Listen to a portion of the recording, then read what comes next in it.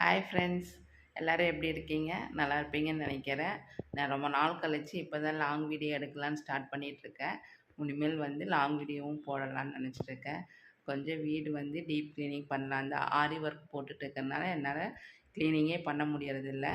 சரி, இன்றைக்கி கொஞ்சம் ஃப்ரீயாக இருக்கிறதுனால இன்றைக்கெல்லாம் கொஞ்சம் ஆர்கனைஸ் பண்ணி வைக்கலான்ட்டு பண்ணிகிட்ருக்கேன். வாங்க பார்க்கலாம். இப்படி தாங்க இருக்குது பெட்ரூம்ஸ் எல்லாம். எல்லாமே கசகசன்னு இருக்குது.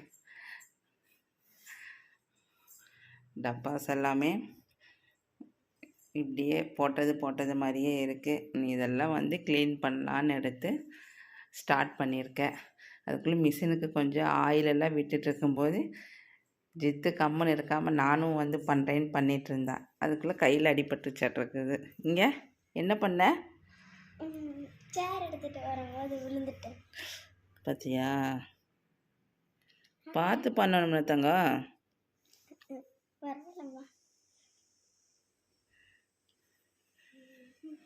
சரி, கொஞ்சம் நேரம் படு, நான் அப்படியே க்ளீன் பண்ணிக்கிறேன் அப்படின்னு சொல்லிட்டு க்ளீன் பண்ண ஸ்டார்ட் பண்ணிட்டேங்க. அப்படியே ஒரு டப்பாவாக எடுத்து க்ளீன் பண்ணி எடுத்து வைக்கிறதுக்கு கரெக்டாக இருந்தது. நம்மளுக்கு தான் பொண்ணுங்களுக்கு எப்போவுமே வந்து வேலை கரெக்டாக இருக்குமே. கிச்சன் க்ளீனிங்காக இருக்கட்டும், ரூம் க்ளீனிங்காக இருக்கட்டும், நம்மளுக்கு டைம் சரியாக இருக்குதுங்க. எவ்வளோ டைம் கொடுத்தாலும் நம்மளுக்கு பத்தாது. அந்தளவுக்கு ஒர்க்கு இருந்துகிட்டே தான் இருக்குது. அப்படியே ஒவ்வொன்றா க்ளீன் பண்ணி எடுத்து அப்படியே வைக்கிறக்கும் டைம் சரியாக இருந்துச்சு. 3 மாதமாக வந்து நான் ஆரி கிளாஸ் போயிட்டு இருந்ததுனால எந்த ஒர்க்குமே சரியாக என்னால் பண்ண முடியல. காலையில் போகவும் வரேன், அப்புறம் மறுபடியும் வந்து அந்த ப்ராஜெக்ட் பண்ணுறேன். அப்படியே டைம் சரியாக இருந்ததுனால வீடு க்ளீனிங்லாம் வந்து சரியாக என்னால் பண்ணவே முடியல. அப்புறம் அப்படி பீரோவிலலாம் துணியெல்லாம் இருந்துச்சு. சரி, இப்போதைக்கு இருக்கிறத மடித்து வச்சிடலாம், அப்போ டீப் க்ளீனிங் வந்து அப்புறம் பண்ணிக்கலான்ட்டு இருக்கிறதெல்லாம் மடித்து வச்சிட்டேங்க. அதுக்கப்புறம் சோபாவில் அங்கே ஒன்று இங்கே ஒன்று நல்லா கொண்டு போய் போட்டு வச்சுருந்தான் தம்பி. அதையும் எல்லாம் ஒட்டை அடித்து க்ளீன் பண்ணிவிட்டு, இது வந்து பெட் கம் சோபா தாங்க. திவானில் வந்து அப்படியே ஸ்டோரேஜோடு இருக்குது. அதில் வந்து நான் அந்த ஸ்டோரேஜில் பெட்ஷீட்டு, தலகாணி வர அந்த மாதிரியெல்லாம் வச்சுருக்கேன். நல்லா யூஸ் பண்ணுறக்கும் சூப்பராக இருக்குது. இதெல்லாம் பண்ணி முடிச்சுட்டு ஃபுல்லாகவே கூட்டி எடுத்துடலாம். நமக்கு அது கூட்டி எடுத்துட்டாவே நம்மளுக்கு ஒரு வேலை ஃபினிஷிங் ஆன மாதிரி இருக்கும் அப்படின்னு சொல்லிட்டு மேலேருந்து கீழே வரைக்கும் எல்லாம் கூட்டி எடுத்துட்டேன். இந்த வேலையெல்லாம் முடிக்கும்போது டைம் ஒரு மணி ஆயிடுச்சுங்க. ஃபுல்லாக க்ளீன் பண்ணி ஆயிடுச்சு. இப்போ தான் ஒரு பாதி வேலை முடிஞ்ச மாதிரி ஒரு ஃபீலுங்க.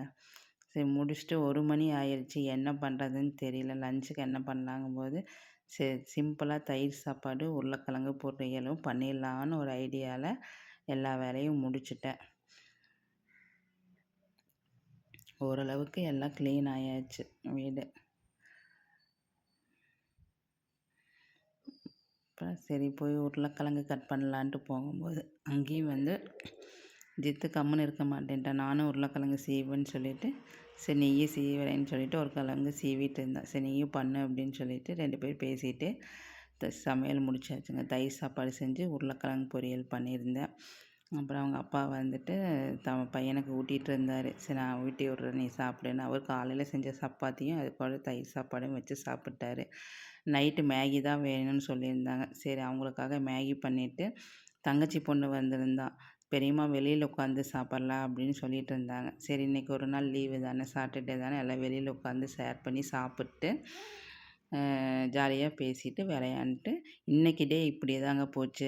உங்களுக்கு எப்படி போச்சுன்னு கண்டிப்பாக கமெண்ட் பண்ணுங்கள். இந்த வீடியோ உங்களுக்கு பிடிச்சிருந்தா லைக் பண்ணி சப்போர்ட் பண்ணுங்கள். தேங்க்ஸ் ஃபார் வாட்சிங்.